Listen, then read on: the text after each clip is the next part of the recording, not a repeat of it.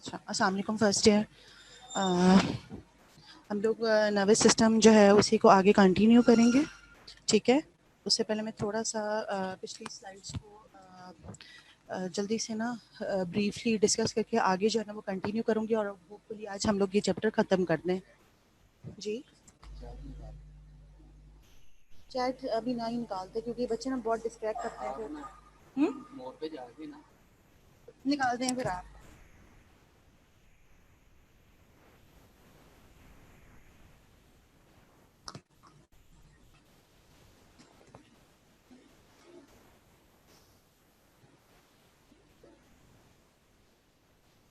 पर टेस्ट नहीं हुआ ठीक,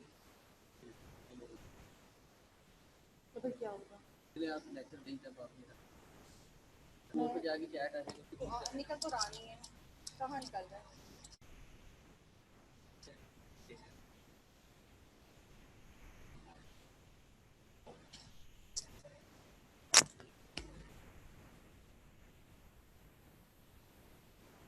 इसको साइड पे करना है। ये लास्ट के 10 मिनट्स में आपसे कहूँगी, आप लास्ट के 10 मिनट्स में ऑन करते हैं, अभी फिर ऑफ कर दो, ठीक है। फिर डिस्ट्रैक्ट।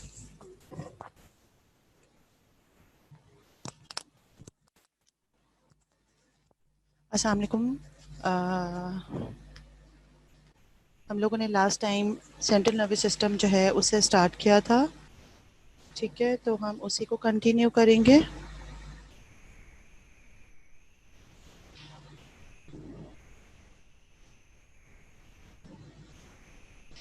जी, सेंट्रल नर्वस सिस्टम और पेरिफेरल नर्वस सिस्टम, ठीक है, ये नर्वस सिस्टम के पार्ट्स हैं। इसी को मैं जो है कुछ स्लाइड्स जो मैंने आपसे लास्ट लेक्चर में डिस्कस की थी उसको मैं स्क्रॉल डाउन करूंगी और आप थोड़ा सा देख लें उसको, और उसको फिर हम लोग कंटिन्यू करके ख़त्म करेंगे आज का नर्वस सिस्टम से जो टॉपिक रिलेटेड है ना। अच्छा जी, अब हम लोगों ने लास्ट पढ़ा था कि नर्वस टिश्यू जो है वो आपका स्ट्रक्चरल एंड फंक्शनल यूनिट होता है, ठीक है। ओवर 100 बिलियन से भी ज़्यादा न्यूरॉन्स जो है ना वो ब्रेन में। Its structural and functional unit is known as neuron. Over 100 billion neurons in brain. The nervous tissue is found in the form of gray and white matter, as we discussed previously.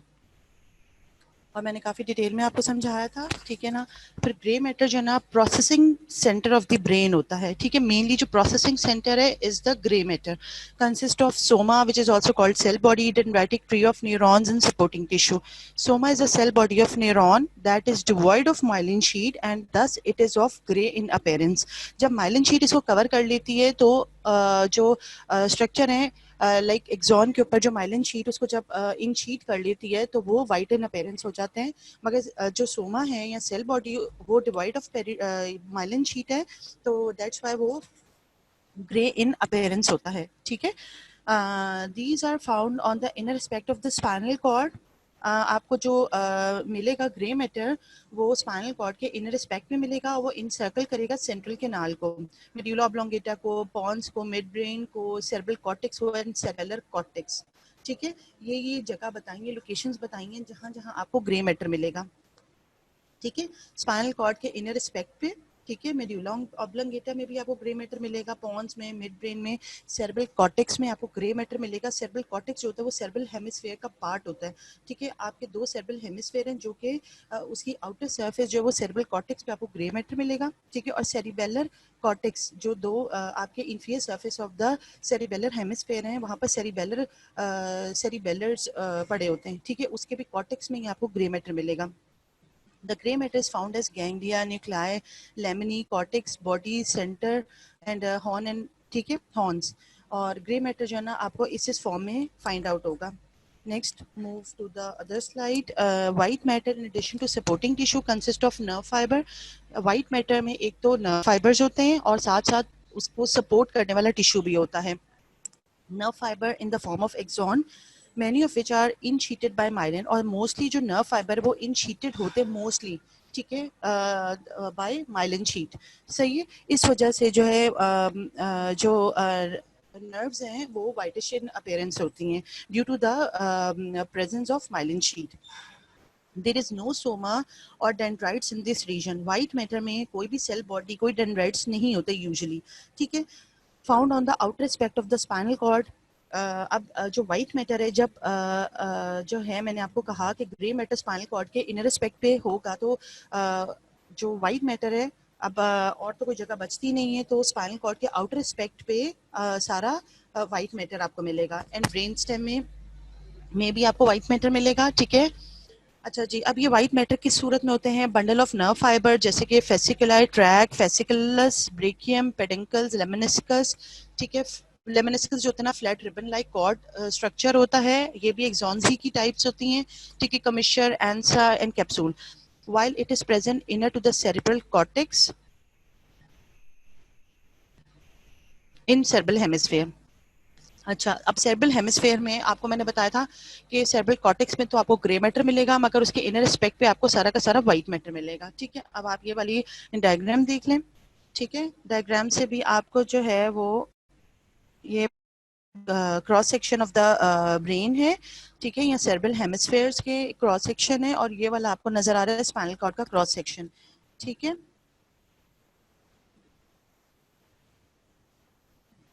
जी।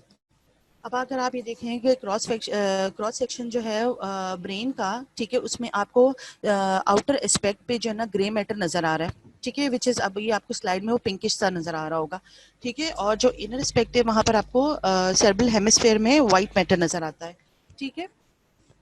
उसके बाद जब spinal cord का cross section लेते हैं, तो उसके inner aspect पे आपको जो पिंकिश जो है ये आपका ग्रे मैटर है, ठीक है। और इसके आउटर एस्पेक्ट पे सारा का सारा व्हाइट मैटर है, ठीक है। CNS contain both white and grey matter. अब सेंट्रल नर्वस सिस्टम में दोनों व्हाइट मैटर भी होता है, grey matter as well as grey matter भी होता है, ठीक है ना। White matter consist of myelinated axon.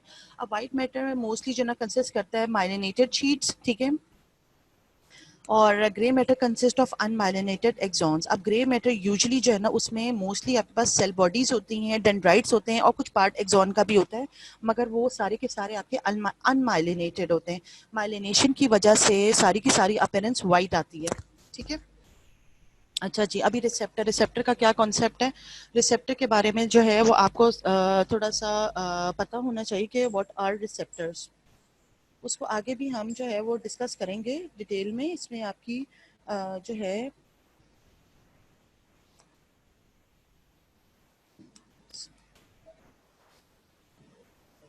जी आगे भी जो है वो डिस्क्रिप्शन में आपके जो है ना वो रिसेप्टर्स की जो है ना क्या कहते हैं क्लासिफिकेशन आएगी, ठीक है।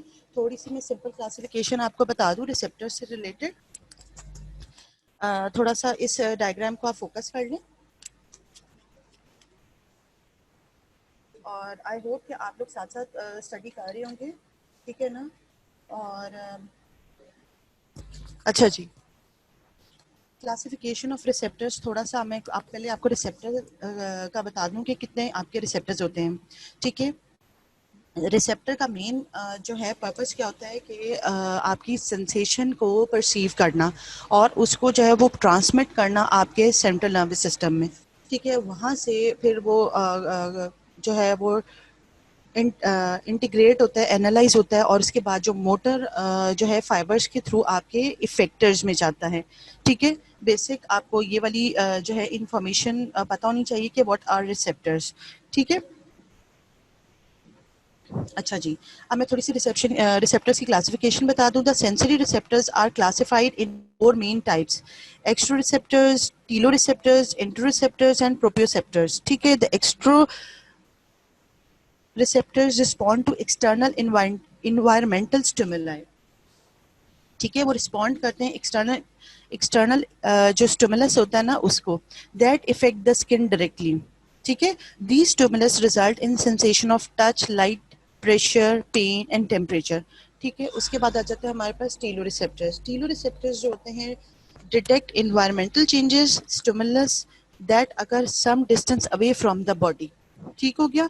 जैसे कि these receptors are located in the eye, ear, nose, और ये सेंसेशन जो है ना in the form of perceive करता है साउंड, स्मेल, साइट की सूरत में, ठीक है। मैं इसको दोबारा रिपीट करूंगी, ठीक है, मगर आप एक दफ़ा से इसकी जो मेन बेसिक डेफिनेशंस है ना वो सुन लें। और ये जो आपके जो है स्लाइड शो हो रही है, इसको भी आप जरा देख लें कि रिसेप्टर भी है और इफेक्टर भी है, और कोऑर्डिनेट कैसे हो रहे हैं, और कौन से स्टिमुलस हैं और कौन सा रिस्पॉन्स है। ठीक है, interoreceptors also called visceroreceptors respond to stimulus from within the body. अब ये जो है वो किसको रिस्पॉन्ड करेगा, जो आपके बॉडी के अंदर स्टिमुलस होगा उसको। They transmit properly localize sensory impulses related to digestion, excretion, circulation and respiration. ये ट्रांसमिट कर लेंगे वो वाली सेंसरी इम्पल्सेस जो कि आपसे रिलेटेड कहाँ से हैं, डाइजेस्टिव ट्रैक से, यूरिनरी ब्लैडर से, सर्कुलेशन से, रिस्पिरेशन से। ठीक है, the interceptors give rise to the sensation of taste and visceral pain. ठीक है, they also convey more obscure form of visceral sensibility such as hunger, thirst and sexual feeling, and to the general feeling of well-being or of malaise। ठीक है, ये सारी sensations देता है कौन सा वाला इंटरोसेप्टर। प्रोप्रियोसेप्टर्स क्या होते हैं, receive stimuli from the deeper portion of the body wall. ये वाले कहाँ से स्टिमुलस लेकर आते हैं, बॉडी वॉल के डीपर पोर्शन से, specially from the joint capsule, ligaments, tendon, fascias, muscles and vestibular apparatus of the ear. ठीक है, और ये आपको कन्वे करते हैं sense of position and movement. ठीक हो गया, ये सारे के सारे आपके क्या है, ये सब आपका जो है रिसेप्टर्स से रिलेटेड मैंने आपको क्लासिफिकेशन बताई है। क्लासिफिकेशन ऑफ रिसेप्टर्स, बेसिकली इसकी 4 टाइप्स हैं। एक्सट्रो रिसेप्टर्स हैं, टीलो रिसेप्टर्स हैं, इंट्रो रिसेप्टर्स हैं, प्रोप्रियोसेप्टर्स हैं। ठीक है, ये अब आप जो है ना बुक खोल के जो है ना साथ साथ इसको पढ़ना शुरू कर दें। अच्छा जी, अब रिसेप्टर के बाद इफेक्टर्स क्या होते हैं। The most important ultimate role of the nervous system is control of the body activities. Main जो है रिसेप्टर्स ने तो जाके जो इंफॉर्मेशन कलेक्ट की है उसने जाके सेंट्रल नर्वस सिस्टम को देनी है। उसके बाद वहां से मोटर इफरेंट फाइबर्स के थ्रू मैसेज आएगा जो कोऑर्डिनेटेड हुआ होगा ब्रेन में, स्पाइनल कॉर्ड में। ठीक है, अब वहां से सारा का सारा जो मैसेज है वो अब जाके इफेक्टर्स पे जाके ट्रांसमिट होगा। What are effectors? The most important ultimate role of the nervous system is to control of the body activities. Main जो है effectors के ऊपर जब मैसेज जाएगा तो body activities को कंट्रोल करना है। ठीक है, this is achieved by controlling। कैसे हम अचीव करेंगे अब, जैसे contraction of skeletal muscle of the body, cardiac muscle in the heart wall, smooth muscle in the wall of the viscera, blood vessels etc. secretion of gland in the body। ठीक है, अब ये जो above mentioned activities है ना, इसको motor function of the nervous system कहते हैं। ठीक है, and the muscle and glands are called effectors. अब ये मसल और ग्लैंड सारे के सारे क्या हैं, इफेक्टर्स हैं, because they carry nerve fibre in effector wall, sorry, because they carry out the function by the nerve signals। ठीक है, the ending of peripheral nerve fiber in the effector fall into two major group। एक तो efferent और एक somatic efferent है, एक somatic efferent है और एक विसरल इफरेंट है। इसको हम ये बाद में डिस्कस करते हैं, मगर बेसिक आपको जो है ना इफेक्टर और रिसेप्टर की इन जो है ना कॉन्सेप्ट क्लियर होना चाहिए कि रिसेप्टर ने आपके सिग्नल्स को परसीव करना है, उसको जाके आपके सेंट्रल नर्वस सिस्टम में लेकर जाना है, उसके बाद कोऑर्डिनेट होके वो इफेक्टर ऑर्गन्स पे जाके अल्टीमेट बॉडी एक्टिविटीज को कंट्रोल करना है। ठीक है, अभी आप जो है वो डायग्राम देख लें। रिसेप्टर जो है वो structure which can detect a change in its environment. ठीक है, बेसिक जो रिसेप्टर है वो एक स्ट्रक्चर है जिसने आपके एनवायरनमेंट में जो है ना वो चेंज को डिटेक्ट करना है। Organism respond to change in its environment. अब ये स्टिमुलस किस टाइप का होगा, ठीक है, लाइट हो सकती है, टेम्परेचर, प्रेशर, केमिकल, टच हो सकता है। ठीक है ना, अब ये स्टिमुलस रिसेप्टर ने परसीव किया। ठीक है, सेंसरी नर्व यानी कि आफरेंट जो नर्व फाइबर्स हैं, ये आफरेंट फाइबर्स है, वहां से वो आपके सेंट्रल नर्वस सिस्टम में गया और सेंट्रल नर्वस सिस्टम में वो कोऑर्डिनेट हुआ और या एनालाइज हुआ। ठीक है, उसके बाद इफरेंट फाइबर जो कि आपके मोटर नर्व्स फाइबर्स होते हैं वो आपके मसल या ग्लैंड के ऊपर इफेक्टर्स जो सॉर्ट ऑफ रिसेप्टर्स होते हैं वहां पे जाके मैसेज कन्वे हो गया और उसके बाद जो है ना वो रिस्पांस आया। अब ये रिस्पांस जो है किस सूरत में आएगा, ये रिस्पांस जो है वो आपका कंट्रोल करेगा या skeletal muscle of the body को या कार्डिक मसल्स को या स्मूथ मसल्स को जो विसराज में है, ब्लड वेसल्स में है। ठीक है, ग्लैंड की सिक्रीशन है, एक्सोक्राइन एंडोक्राइन ग्लैंड्स हैं, व्हाटएवर द जो भी रिस्पांस हो रहा है। ठीक है, अब आगे मूव करते हैं।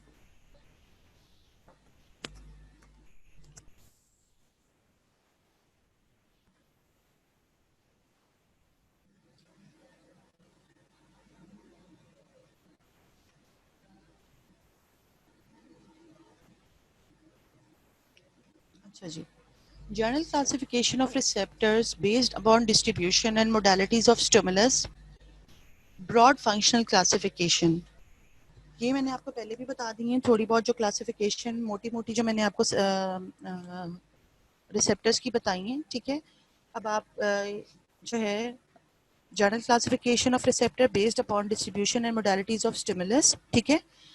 The modalities mean the type or quality of energy stimulus which excite the receptor and result into the form of sensation like touch, pain, sound, vision, etc.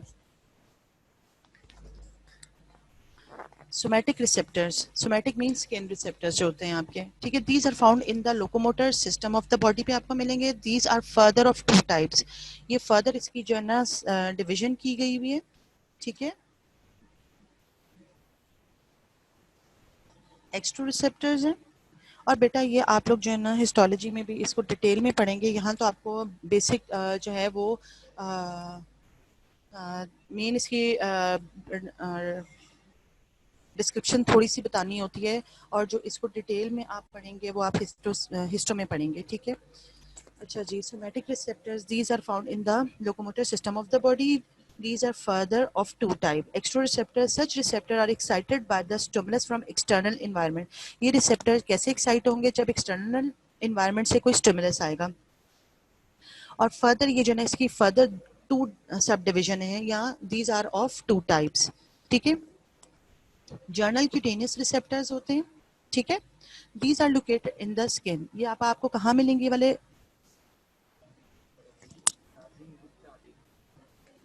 Charging किसको चाहिए? लगाई नहीं।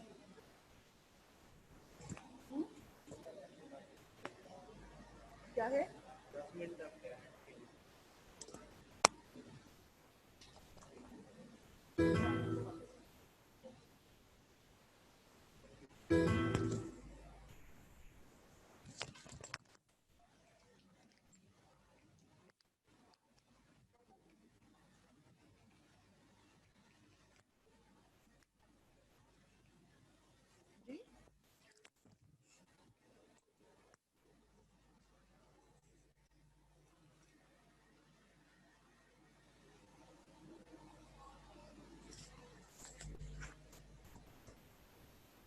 जी, अच्छा जी, general cutaneous receptor these are located in the skin. अब ये जैसे नाम से आपको बता रहे हैं कि जर्नल क्यूटेनियस रिसेप्टर्स जो हैं वो आपको स्किन में मिलेंगे।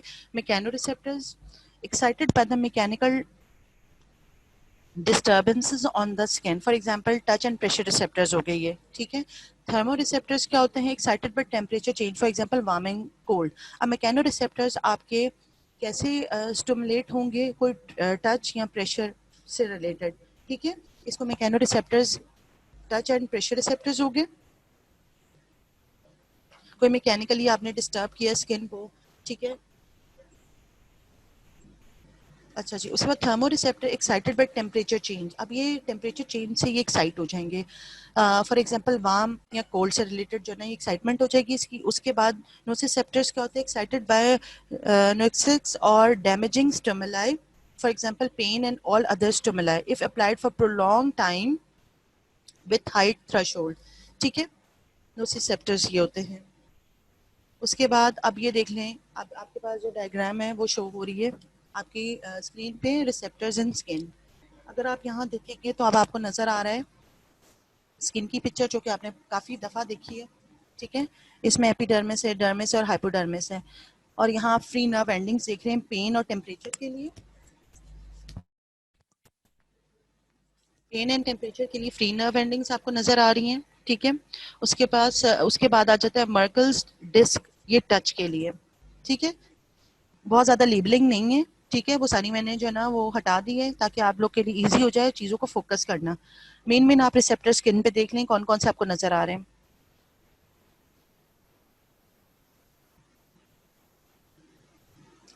मिजनर्स कॉर्पसल टच, ठीक है। उसके बाद हेयर फॉलिकल रिसेप्टर है, ये भी टच के लिए, ठीक है। ये बाकी जो है वो आगे मूव करते हैं फिर हम। अच्छा जी, special sensory receptors these are present in the special sensory organ.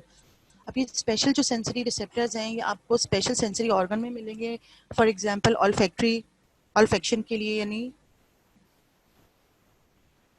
Smell के लिए, विजुअल आईज में, अकाउस्टिक एयर में, और टेस्ट में जो है वो टेस्ट सेंसेशन टंग में रिसेप्टर्स होंगे इसके।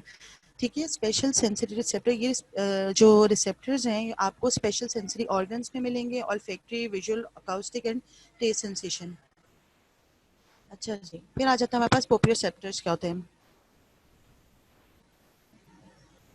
These receptors are excited by the stimuli arising in the deeper tissues of locomotor system.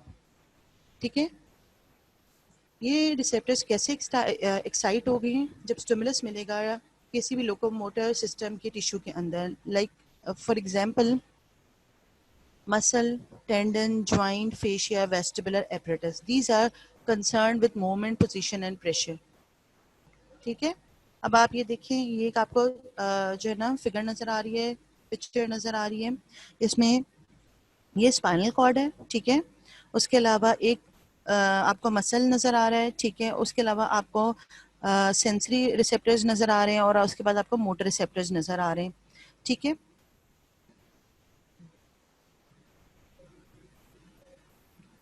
अब आपको यहाँ नजर आ रहा है कि सेंसरी जो है वो मैसेज जो है वो ऊपर स्पाइनल कॉर्ड में जा रहा है, और वहां से मोटर रिस्पॉन्स लेकर आ रहा है थ्रू इफेक्टर। सेंसरी जा रहा है रिसेप्टर, एंड मोटर रिस्पॉन्स आ रहा है थ्रू इफेक्टर। ठीक है,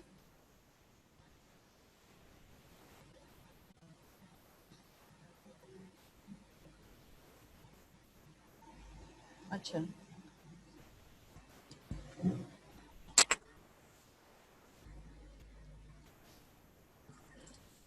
visceral interoceptors, these are situated in the wall of viscera, glands and blood vessel। अब ये आपको visceral interoceptors कहाँ मिलेंगे?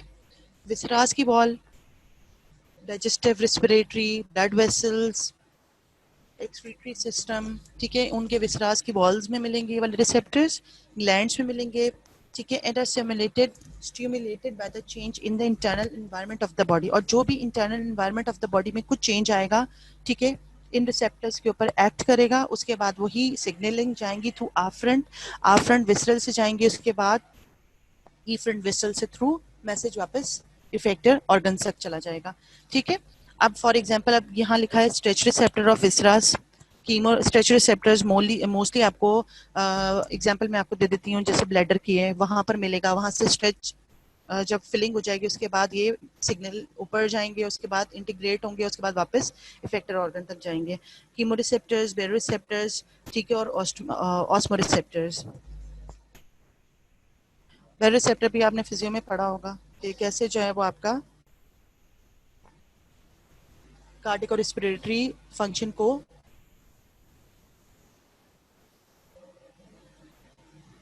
उसके साथ वर्क करता है। Classification of nervous system, nervous system is classified on the basis of topography, anatomical location. अब नर्वस सिस्टम को हमने क्लासिफाई करना है, ठीक है, उसकी एनाटॉमिकल लोकेशन से के बेसिस पे। Functional characteristics and microscopic appearance into the following types. Anatomical classification या regional classification. According to it, the nervous system is classified into the following types. ठीक है, nervous system को हम classify करते हैं central nervous system में, ठीक है, and peripheral nervous system में. Central nervous system, part of nervous system which is enveloped in the pia mater and located in the central part of the axial skeleton. अब जो पाया matter है ये आपकी कवरिंग्स ऑफ द ब्रेन होती है और स्पाइनल कॉर्ड की कवरिंग्स होती हैं। इसमें तीन कवरिंग्स होती हैं, सबसे आउटर वाली होती है वो ड्यूरा मैटर होती है, सेंटर वाली आर्कनाइड मैटर होती है, और जो एडहेरेंट होती है वो पाया मैटर होती है। ठीक है, तो जो है अब central nervous system, part of the nervous system which is enveloped in the pia matter and located in the central part of the axial skeleton में। आपको सबको पता है कि सेंट्रल नर्वस सिस्टम जो है वो सेंटर में ही होता है। ठीक है, दैट इज स्कल। अब स्कल इज अ प्रोटेक्टिव जो है वो कवरिंग है जिसने आपके नर्वस सिस्टम को इनक्लोज किया हुआ है। ठीक है, and upper 2/3 of the vertebral column को भी। सही है,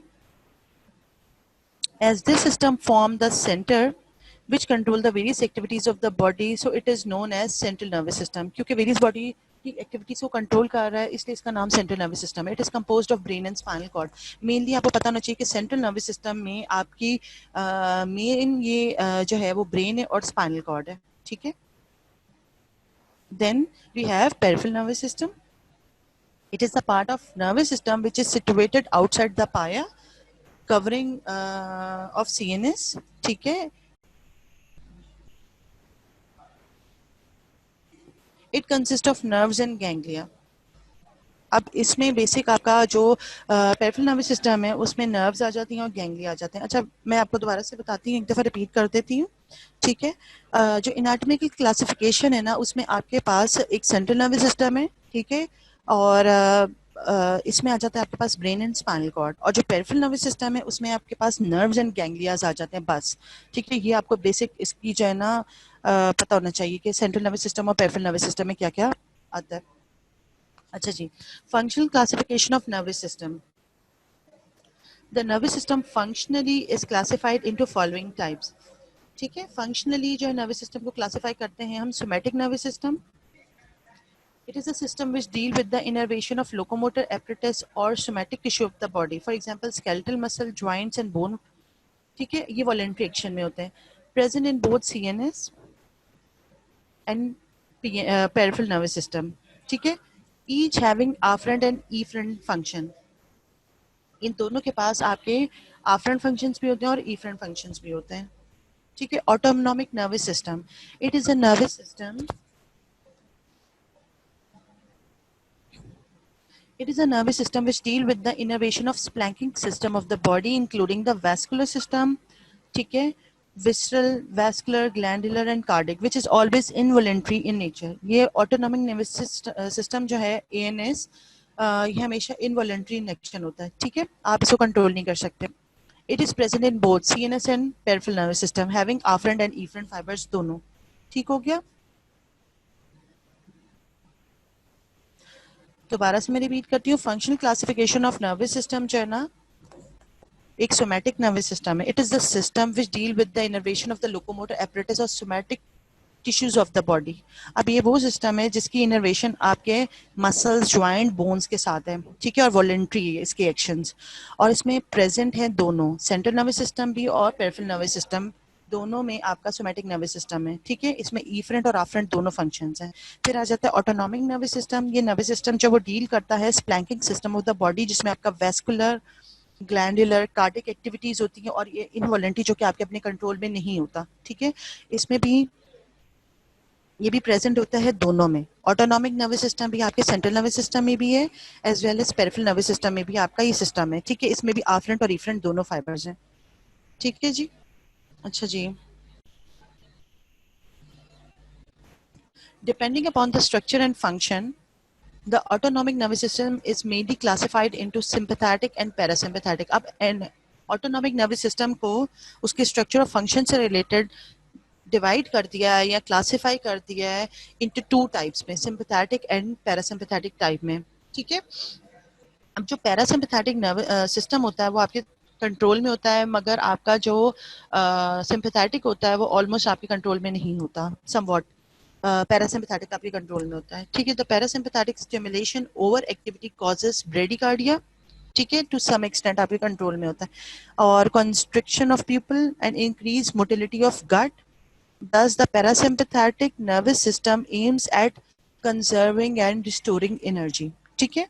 The sympathetic nervous system prepares the body for an emergency. Thus, its stimulation causes tachycardia, tachypnea, hypertension, dilation of pupil, dryness of mouth, loss of appetite and constipation. ठीक है. अच्छा जी, मैं दोबारा से बताती हूँ. ऑटोनॉमिक नर्वस सिस्टम जो है which deal with the innervation of splanchnic system of the body. अब ये इसकी innervation splanchnic system of the body में, जिसमें आपके पास वैस्कुलर सिस्टम हो गया. ठीक है. और इनवॉलेंट्री एक्शन होता है ये. ठीक है. ये आपका autonomic nervous system central nervous system में भी है और पेरिफेरल नर्वस सिस्टम में भी है. इसमें आफ्रेंट और इफरेंट फाइबर्स दोनों हैं. ठीक है. Depending upon the structure and function, the autonomic nervous system is mainly classified into sympathetic and parasympathetic. अब further ANS की classification है sympathetic as well as parasympathetic. ठीक है. तो पैरासिम्पैथेटिक स्टिमुलेशन जो है वो ब्रेडिकार्डिया हार्ट रेट को स्लो कर देगा, प्यूपल को कंस्ट्रिक्ट कर देगा. ठीक है. उसके अलावा मोटिलिटी गट की इंक्रीज कर देगा। और पैरासिम्पैथेटिक नर्वस सिस्टम जो है ना, ये कंजर्व करता है, रिस्टोर करता है एनर्जी को। बेसिक इसका एम ये होता है। और सिंपैथेटिक नर्वस सिस्टम जो है ना, वो किसी इमरजेंसी के लिए ना वो आपको प्रिपेयर कर रहा होता है। ठीक है, फेयर, सेंस ऑफ फेयर। ठीक है, thus it stimulation causes tachycardia, जिसमें हार्ट रेट इंक्रीज हो जाता है, रिस्पिरेटरी रेट इंक्रीज हो जाता है, जिसको टेकिपनिया कहते हैं, हाइपरटेंशन। ठीक है, मुसलसल जो है सिंपैथेटिक जो है एक्टिविटी रहेगी तो हाइपरटेंशन होने के चांसेस भी ज़्यादा होते हैं। जो लोग बहुत ज़्यादा एंशियस होते हैं, बहुत स्ट्रेस लेते हैं, ठीक है, उनका हर वक्त सिंपैथेटिक नर्वस सिस्टम जो है ना एक्टिवेट रहता है। और जो है हाइपरटेंशन होने के चांसेस, ठीक है, dilatation of the pupal, dryness of mouth, इसकी जो है ना बेसिक ये इसके सिम्टम्स है जो ये कर रहा होता है। लॉस ऑफ एपिटाइट और कॉन्स्टिपेशन। अच्छा जी, क्लासिफिकेशन ऑफ न्यूरॉन्स। न्यूरॉन्स की क्लासिफिकेशन मैंने आपको प्रीवियसली भी बताई थी, मैं इसको दोबारा से अब आपको दोबारा से बता देती हूँ। ठीक है, the neurons are classified on many basis which are given as follow. Classification of neurons, ठीक है, एक आपके सेंसरी न्यूरॉन्स है, ठीक है, एक आपके इंटर न्यूरॉन्स है, एक आपके मोटर न्यूरॉन्स है। जो सेंसरी न्यूरॉन है उसको हम रिसेप्टर कह रहे हैं, ठीक है, फिर इंटर न्यूरॉन्स है, उसके बाद जो आपके मोटर न्यूरॉन्स है उसको हम इफेक्टर कह रहे हैं। अच्छा जी, sensory neurons, which are also called receptors, the dendrites of the neuron are specially reactive to some kind of environmental change, internal or external, and then transmit the impulses to the cell body for onward transmission to the axon. Such neurons are the primary sensory neurons in the sensory pathway. ठीक है, for example olfactory receptor cells of olfactory epithelium. olfactory epithelium आपके knows में होता है, वहीं पर आपके receptors होते हैं, वहीं सेंस ऑफ स्मेल करते हैं। उसके बाद ये सारे के सारे आपके जो है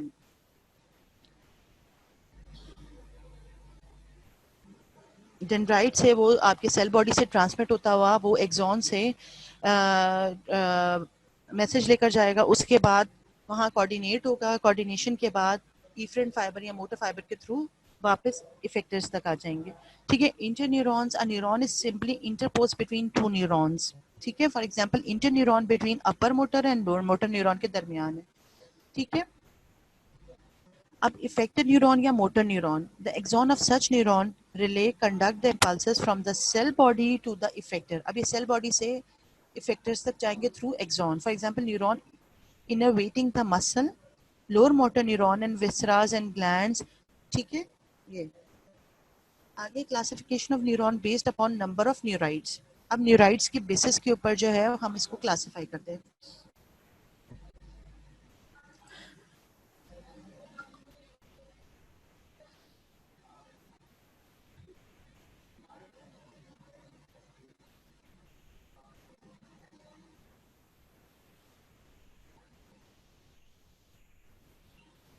अच्छा, क्लासिफिकेशन ऑफ न्यूरॉन्स, बेटा ये मैं बार बार आपको पहले भी काफ़ी दफ़ा बता चुकी हूँ कि जो है न्यूरॉन सेंसरी क्या होते हैं, जो मैसेज कन्वे करेंगे, उसके बाद इफेक्टर के थ्रू मोटर न्यूरॉन्स मैसेज वापस लेकर आएंगे। ठीक है, अब आप जब जब बुक से खोल के पढ़ेंगे, रीड करेंगे, ठीक है, तो फिर आपको चीज़ें समझ आना और ज़्यादा क्लियर शुरू हो जाएंगी। जब आप नहीं पढ़ेंगे फिर आपको चीज़ें नहीं समझ आएंगी। अच्छा जी, classification of neurons based upon number of neurites. अब जो दूसरी क्लासिफिकेशन है हम वो न्यूराइड के नंबर के बेसिस के ऊपर कर रहे हैं।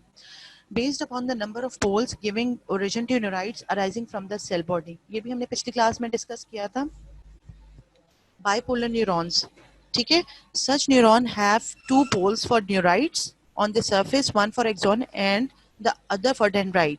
ठीक है, एक से तो आपके डेंड्राइड्स है और दूसरे से आपके एक्सॉन है। For example, neuron of the ganglia of cranial nerve 8, ganglia cell of cranial nerve 1 and bipolar cell of cranial nerve 2। ठीक है, बेशक आपको ये ना भी याद हो, ठीक है, बस आपको पता होना चाहिए कि बाइपोलर न्यूरॉन्स हैं क्या। Such neuron have two poles for neurites. ठीक है, दो पोल्स हैं, एक से तो आपका एक्सॉन निकल रहा है, दूसरे से आपके डेंड्राइट्स निकल रहे हैं। ठीक हो गया, आगे चलते हैं हम। यूनिपोलर या pseudo unipolar neuron, such neuron have only a single pole. इसमें सिर्फ और सिर्फ एक पोल है। पिछले वाले में हमारे पास क्या था, टू पोल्स थे, एक से न्यूराइड से दूसरे से एक्सॉन था। नाम से बता रहा है कि यूनिपोलर या pseudo unipolar neuron, such neuron have only a single pole. ठीक है, इसके पास सिर्फ एक पोल है from which a single neurite emerges. एक ही पोल है, एक ही न्यूराइड इमर्ज होगा which immediately divide into two processes. अब ये स्प्लिट हो जाएगा दो प्रोसेसेस में। जो सेंटर वाला प्रोसेस है उसको हम एक्सॉन कहेंगे, जो पेरिफेरल प्रोसेस है, ठीक है, which structurally possess the feature of axon but functionally act as a dendrite। ठीक है, उस अब unipolar pseudo unipolar neuron basically एक ही पोल है, एक ही न्यूराइड है, वो जाके डिवाइड होगा एक एक्सॉन में और दूसरा आपका दूसरा आप क्या बनेगा, डेंड्राइट बनेगा। ठीक है,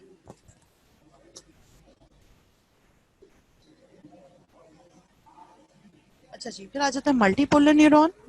मल्टीपोलर न्यूरॉन क्या है? Multipolar neuron, such neurons have many poles giving origin to one axon and a complex of many dendrites। Multipolar neuron भी नाम से आपको पता चल रहा है कि इस तरह के जो न्यूरॉन्स हैं, ठीक है, have many poles giving origin to one axon. अब आपके पास यूनिपोलर था, बाइपोलर था और मल्टीपोलर था। मल्टीपोलर भी नाम से बता रहे हैं कि इस तरह के न्यूरॉन्स के पास मेनी पोल्स हैं giving origin to one axon and a complex of many dendrites. एक एक्सॉन है और बहुत ज्यादा डेंड्राइट्स है। Most of the neurons in the brain and spinal cord are multipolar. ज्यादातर ब्रेन और स्पाइनल कॉर्ड में आपके जो न्यूरॉन्स पड़े हुए हैं वो मल्टीपोलर ही हैं, क्योंकि उन्होंने आपस में साइनेप्सिस करनी होती है और ट्रैक्स बनाने होते हैं। ठीक है, These are further classified according to the site। और further इसी classification इनके site के according multipolar neurons located in the peripheral nervous system, for example autonomic ganglia। अब multipolar neurons जो हैं जो आपके peripheral nervous system में, ठीक है, और मल्टीपोलर न्यूरॉन्स आपके सेंट्रल नर्वस सिस्टम में हैं। ठीक है, all the neurons in central nervous system are multipolar except pseudo unipolar neurons of mesencephalic sensory nucleus of trigeminal nerve. Basic बेटा आपको यहाँ पर ये पता होना चाहिए कि जो मल्टीपोलर न्यूरॉन्स हैं, ठीक है, सिंपल डेफिनेशन ये है इसकी कि such neuron have many poles giving origin to one axon and a complex of many dendrites। Most of the neuron in the brain and spinal cord are multipolar। ठीक है, इसको मैं दोबारा से रिपीट कर रही हूँ। Classification of neuron based upon number of न्यूराइड्स।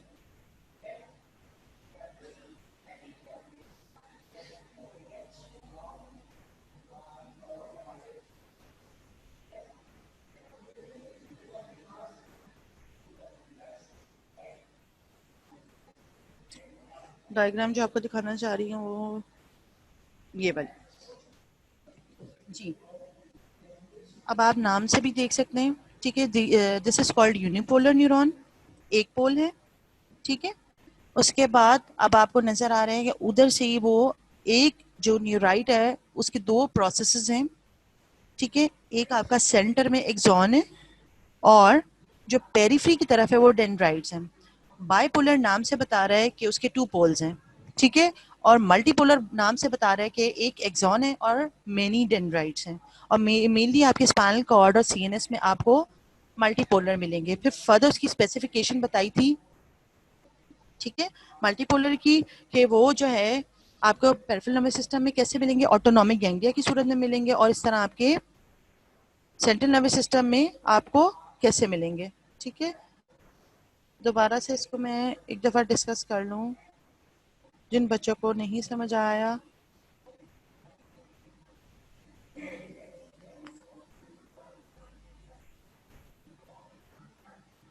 Ji, classification of neurons based upon number of neurite, और ये बहुत इंपॉर्टेंट है, आपको इसकी क्लासिफिकेशन जो है ना वो जो है लिखने को आती है। Based upon the number of poles giving origin to neurites arising from the cell body। Bipolar neurons, such neuron have two poles for neurites on their surface, one for axon and the other for dendrite। ठीक है, इसको मैंने आपको describe कर दिया। Unipolar और pseudo unipolar neuron Such neurons have only a single pole from which a single neurite emerges, which immediately divide into two processes, the central process which acts as an axon and the peripheral process which structurally possesses the feature of axon but functionally act as a dendrite. ठीक है, इसमें example है neuron of dorsal root ganglia of spinal nerve, sensory ganglia of cranial nerve, ठीक है, जिसमें आपकी 7 है, 9 है, 10 है, ठीक है, mesencephalic nucleus of the trigeminal nerve है। इसमें आप कोई सी भी एक एग्जांपल कर लें, ना भी करें तो वो ऐसा नहीं है, मगर आपको बेसिक इसकी डेफिनेशन का पता होना चाहिए। Multipolar neuron, such neuron have many poles giving origin to some axon, sorry, giving origin to one axon and a complex of many dendrites. Most of the neuron in the brain and spinal cord are multipolar. ठीक है, ये diagram भी आपको draw करने आनी चाहिए क्योंकि इसका क्वेश्चन लाजमी आता है और साथ में आपने इसकी डायग्राम भी बनानी होती है, यूनी, बाय एंड मल्टी। ठीक है, एमाक्राइन सेल्स आप ये हिस्टो में पढ़ेंगे, फिर भी चले मैं आपको थोड़ा सा यहाँ बता देती हूँ। The cells lack the axon, इसमें एक्सॉन नहीं होता, only the small size dendrites are present. For example amacrine cells of retina, granular cells of the olfactory bulb, lateral geniculate body, the cells are inhibitory in nature, यानी इसकी nature ये होती है कि inhibition करता है और ये इसमें एक्सॉन नहीं होता, छोटे से साइज के डेंड्राइट्स होते हैं। ठीक है, और ये आपको कहाँ मिलेगा? रेटिना में, ऑल्फैक्टिव बल्ब में, लेटरल जेनिकुलेट बॉडी। नहीं, जब लेटरल जेनिकुलेट बॉडी याद होती तो अभी सिर्फ आप रेटिना कर लें। With the passage of time जब आपको बार बार आप रिपीटिशन करेंगे तो आपको चीज़ें याद होना शुरू हो जाएंगी, क्योंकि फर्स्ट ईयर है और बहुत सारी चीज़ें आपके लिए नहीं होती हैं, तो जब तक आप रिपीट नहीं करते तो आपको चीज़ें याद नहीं होती हैं। कुछ चीज़ें इसमें जाहिर सी बात है इंटरलिंक्ड है सेकेंड ईयर से।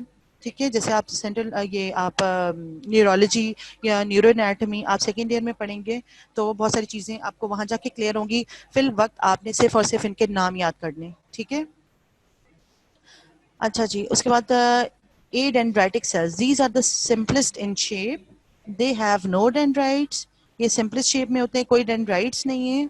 ठीक है, the cell body of unipolar neurons receive and integrate incoming information. A single axon which originate from the cell body give rise to multiple processes at the terminal. In the human nervous system, such neuron control the activity of exocrine gland secretion and smooth muscle contractility. ठीक है, ये भी आप histo में पढ़ेंगे। Spinal nerves, अब spinal nerves क्या होती हैं? Spinal nerve is a mixed nerve which carry motor sensory autonomic signal between the spinal cord and the body. Spinal nerves क्या हैं? Mixed nerves होती हैं। ठीक है, जबकि आपकी cranial nerves जो कि आपके ब्रेन से अराइज होती हैं वो आपकी सेंसरी होती हैं, मोटर होती हैं और मिक्स होती हैं, मगर जो स्पाइनल नर्व हैं वो सारी की सारी मिक्स्ड नर्व होती हैं जो कि कैरी करते हैं मोटर, सेंसरी और ऑटोनॉमिक सिग्नल्स स्पाइनल कॉर्ड से बॉडी तक। अब आप ये स्पाइनल नर्व का क्रॉस सेक्शन देख लें, ये अब आपको नजर आ रहा है, सेंटर में ग्रे मैटर है, आउटर साइड पे व्हाइट मैटर है। ठीक है, एक इसका वेंट्रल रूट होता है और एक इसका डोर्सल रूट होता है। ठीक है, वेंट्रल रूट जो होता है वो और डोर्सल रूट जो है वो आपको नजर आ रहा है। ठीक है, डोर्सल रूट जो है वो एक गैंग्लिया की सूरत में कलेक्शन ऑफ सेल बॉडीज बनाता है। ठीक है, उसके बाद ये दोनों रूट्स जो हैं वो आपस में कंबाइन होकर स्पाइनल नर्व बनाएंगे इंटरवर्टिबल फोरामेन के अंदर, यानी कि इंटरवर्टिबल फोरामेन को लीव करने से पहले ये डोर्सल रूट और वेंट्रल रूट कंबाइन होकर स्पाइनल नर्व बनाएंगे इंटरवर्टिबल फोरामेन में। उसके बाद इंटरवर्टिबल फोरामेन से जब ये निकल जाएंगे तो डोर्सल रेमस और वेंट्रल रेमस की सूरत में। ठीक है, और फिर जो है मजीद आपके इसके हॉर्न्स वगैरह वो आप सेकेंड ईयर में और हिस्टो में पढ़ेंगे। ठीक है, बेसिक आपको स्पाइनल कॉर्ड का सेक्शन जो है ना इतना क्लियर होना चाहिए कि ग्रे मैटर क्या है, व्हाइट मैटर क्या है, डोर्सल रूट क्या है, वेंट्रल रूट क्या है। डोर्सल रूट जो है वहां पर कलेक्शन ऑफ सेल बॉडीज हैं वो गैंग्लियन बनाते हैं। ठीक है, ये दोनों रूट जो है ना स्पाइनल नर्व मिलकर बनाएंगे और इंटरवर्टिबल फोरामेन को लीव करने से पहले, यानी उस फोरामेन के अंदर ये यूनाइट होकर आपकी स्पाइनल नर्व बनेगी, फिर डोर्सल रेमस और वेंट्रल रेमस बन जाएगा। अच्छा जी, उसके बाद कितने पेयर्स होते हैं स्पाइनल नर्व के? 31 पेयर्स होते हैं।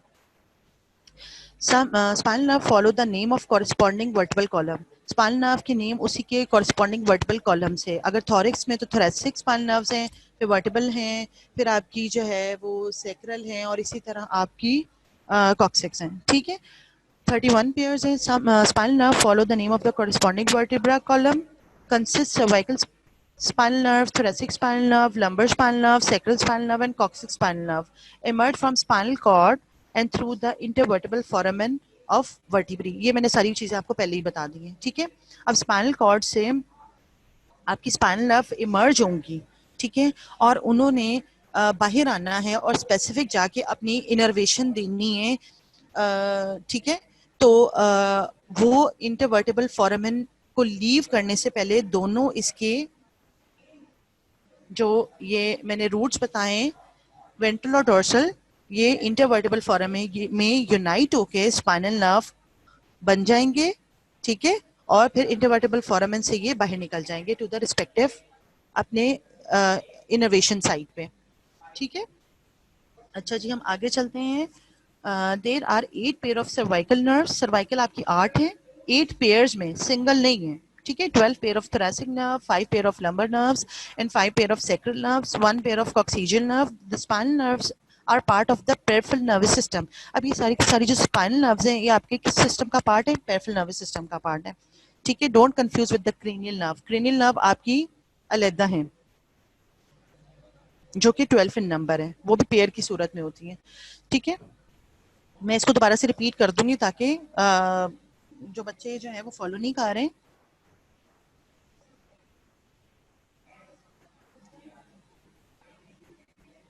अच्छा जी, सर्वाइकल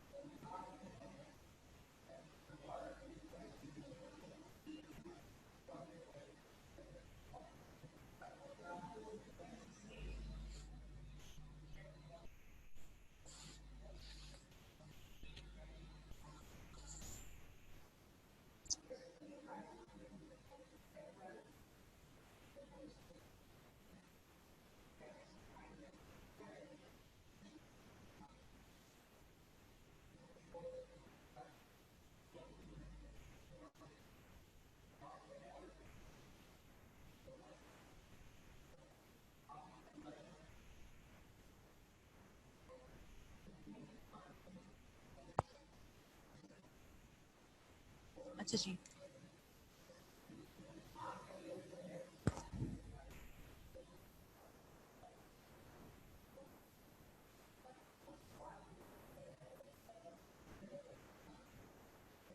आई होप यहाँ तक आपको क्लियर हो गया हो, ठीक है।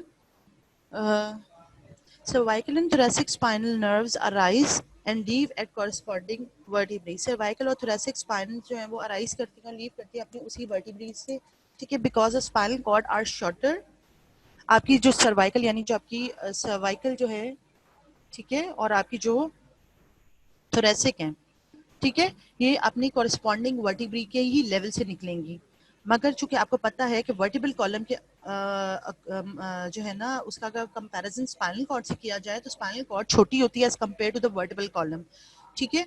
मगर वो नर्व्स पहले ही निकल जाती हैं और वो फिर अपने रिस्पेक्टिव लेवल पे जाके जहां जहां उन्होंने सप्लाई करना हो तो उसके बाद अपने फोरामेन से निकलती है, ठीक है। मगर जो सर्वाइकल और थोरेसिक स्पाइनल नर्व्स है ना, arise and leave at corresponding vertebra, जिस वर्टिब्रा से उसने लीव करना है, ठीक है, उसी के कॉरेस्पॉन्डिंग वर्टिब्रा से वो निकल जाएगी। Because the spinal cord are shorter than vertebra vertebral column. Nerves that arise from lumbar, sacral and coccyx region of the spinal cord do not leave the vertebral column at the same level where they exit the cord, ठीक है। बस इसके spinal cord का अगर comparison में आपके vertebral column से करूं, या अगर आप जो है बुक्स खोल के उसकी पिक्चर देखें उससे नेट्रिक एटलस से, ठीक है, तो आपको बहुत ज़्यादा क्लियर हो जाएगा, ठीक है। अभी हो सकता है थोड़ा सा आपको यहाँ इतना ज़्यादा क्लियर ना हो रहा हो, मगर जब आप उसको खोलेंगे और देखेंगे उसमें, ठीक है, क्योंकि वो सारा ग्रॉस से रिलेटेड है, अभी हमारे पास इतना टाइम भी नहीं होता कि साथ साथ हम ग्रॉस को भी कवर करें और जनरल एनाटॉमी में जो है ना वो उसको डालें। तो प्लीज़ अब आप जो है ना नेट्रिक एटलस खोल कर जो है ना जो है स्पाइनल कॉर्ड और वर्टिब्रल कॉलम को एक दफा देख लें। जो सर्वाइकल और थोरेसिक स्पाइनल नर्व्स हैं वो अपने रिस्पेक्टिव कॉरस्पॉन्डिंग वर्टिब्रा से निकलेंगी, मगर लंबर, सेकुलर और कॉक्सिक्स जो है ना वहां से नहीं निकलेंगे, ठीक है ना।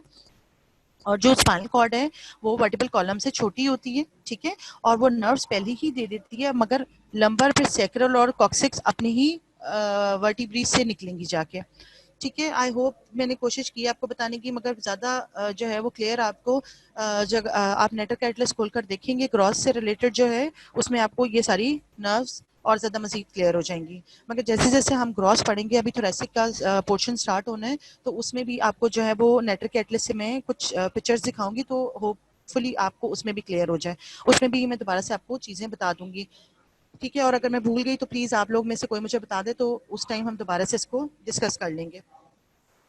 अच्छा जी, अब हमारे पास कम टाइम है और हम जो है ना इसको कंप्लीट करने इस चैप्टर को, ठीक है। The root of the spinal nerves angle inferiorly, इन स्पाइनल नर्व की जो रूट्स हैं वो इंफीरियरली एंगल बनाएंगे इन द वर्टिब्रल कैनाल, ठीक है। पूरा वर्टिब्रल कैनाल जो जा रहा है आपका, जिसमें स्पाइनल कॉर्ड है, जिसमें स्पाइनल कॉर्ड आपकी रन कर रही है, वो वर्टिब्रल कैनाल है, ठीक है। अब इन स्पाइनल नर्व्स की जो रूट है वो एंगल लेगा इंफीरियरली, ठीक है।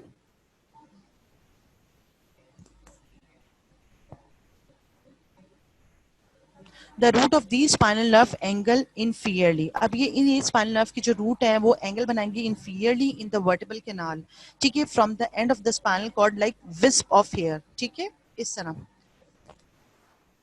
these root of this nerve collectively called cauda equina. अब ये जब कलेक्टिवली ये सारी गुच्छे की सूरत में होंगी, इसको हम कॉर्डा इक्वाइना कहते हैं, ठीक है। Typical spinal nerve has two connection to spinal cord, posterior, dorsal and anterior ventral root होते हैं, ठीक है। ये भी मैंने आपको पहले पिक्चर में दिखा दिया है, ये वाले में, ठीक है, डोर्सल है और वेंट्रल है, ठीक है।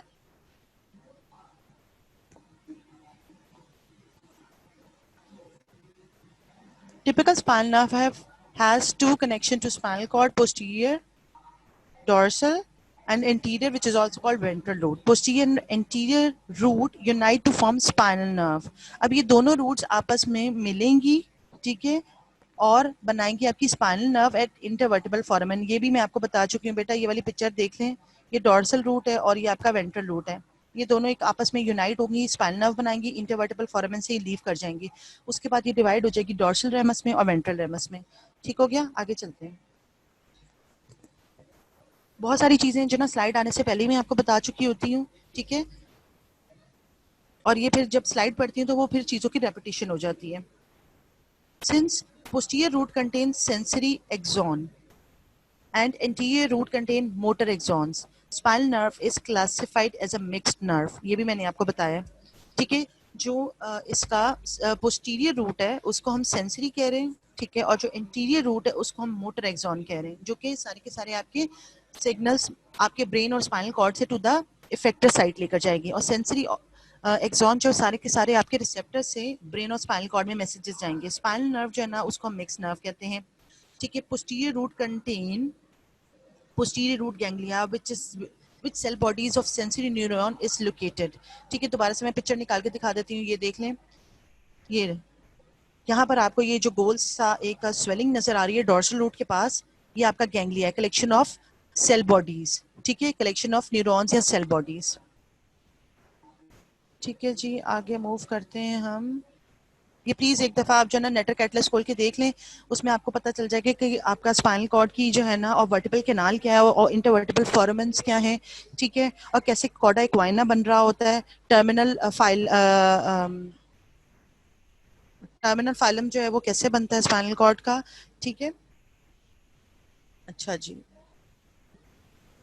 हाँ ये देख लें आप, ठीक है, ये स्पाइनल कॉर्ड का क्रॉस सेक्शन है, यहाँ पर आपको पोस्टीरियर रूट सेंसरी है, फिर गैंग्लिया नजर आ रहा है स्वेलिंग की सूरत में, फिर आपका इंटीरियर रूट है जो कि मोटर है, ठीक है। उसके बाद ये दोनों मिलके, ये इंटीरियर पोस्टीरियर रूट मिलके, सेंसरी और मोटर रूट मिलके ये स्पाइनल नर्व बना रहे हैं जो कि मिक्स नर्व है। और फिर ये स्पाइनल नर्व डिवाइड हो जाएगी somatic sensory, visceral sensory, autonomic motor neuron और सोमैटिक मोटर न्यूरॉन, ठीक है। Component with in a typical spinal nerve के अंदर ये सारे के सारे कंपोनेंट्स होते हैं, ठीक है। अच्छा जी, हम आगे फिर मूव करते हैं।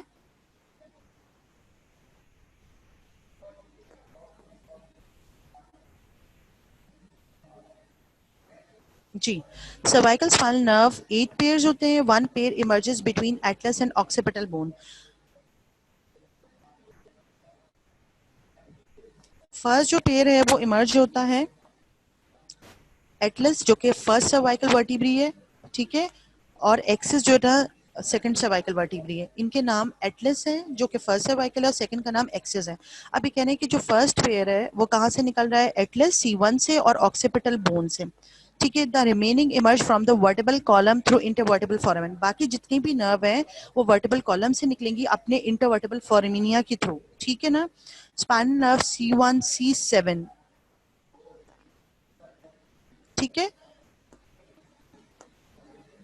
अब इसके लेवल्स बताएं। Spinal nerve C1 C7 exits the vertebral canal above their corresponding vertebrae, whereas spinal nerve C8 exit vertebral canal between C7 and T1, ठीक है। अच्छा जी, आगे चलते हैं। ये इनके लेवल्स बताएं और कुछ नहीं, कंफ्यूजन की बात नहीं है। जब आप एटलस खोलेंगे, ठीक है, तो उसमें आपको सारी की सारी वर्टिब्रीज और स्पाइनल नर्व्स इमर्ज होते हुए नजर आएंगी। प्लीज काइंडली अब अपने एटलस खोल लें, आपके पास प्लेंटी ऑफ टाइम है, ठीक है। उसमें आप खोल के उसको एक दफा मजीद देखें गौर से, ठीक है। उसको यूटिलाइज करें जो एटलस आपके पास पड़ा हुआ है। यहाँ तो आपको जो है वो कहा जाता था आप लेकर आए साथ, ठीक है। मगर अब आपके पास घर में बहुत ज्यादा टाइम है, उसको बार बार देखें, उसको मेमोराइज करने के लिए आपके पास एटलस जो ना चीजों के लिए बहुत अच्छा है। जब आप उसको बार बार देखते हैं ना तो आपको उसके रिलेशंस ऑटोमेटिक याद हो जाते हैं चीजों के, ठीक है। अब हम आगे इसको जो ना वाइंड अप करने की तरफ हैं क्योंकि हमारे पास टाइम बहुत थोड़ा रह गया है। स्पाइनल नर्व्स मैंने बता दी, ठीक है। उसके बाद हमारे पास है थोरेसिक स्पाइनल नर्व, 12 पेयर्स होते हैं। Exits the vertebral canal between the corresponding vertebrae. जैसे मैंने आपको पहले ही बताया था कि आपकी सर्वाइकल और आपकी थोरेसिक अपने ही कॉरस्पॉन्डिंग वर्टिब्री से निकलती हैं, ठीक है। अच्छा जी, emerge from thoracic vertebrae continue to form intercostal nerves बन जाएंगी ये। अच्छा जी, उसके बाद लंबर स्पाइनल नर्व 5 पेयर्स हैं, इमर्ज फ्रॉम लंबर वर्टिब्री, निकलेंगे अपने वर्टिब्री से, मगर इससे पहले ही स्पाइनल कॉर्ड चूंकि शॉर्टर होती है तो ये इसकी जो है ना पहले ही नर्व्स वहां पर बन जाएंगी, मगर उसका डिस्टेंस वो लॉन्ग ट्रेवल करने के बाद अपने कॉरेस्पॉन्डिंग वर्टिब्री से निकलती हैं, ठीक है। लंबर स्पाइनल नर्व जो है ना 5 पेयर्स हैं, emerge from the lumbar vertebrae, exit the vertebral canal below the corresponding vertebrae, ठीक है। Sacral and coccyx spinal nerve 5 pairs हैं from the spinal cord. The root of the sacral spinal nerve enter the sacral canal. ठीक है, sacral nerves exits the vertebral canal via 4 pair of anterior and posterior sacral foramens. Spinal nerve S5 and coccyx 1 exit from sacral hiatus. ठीक है, distribution of spinal nerve.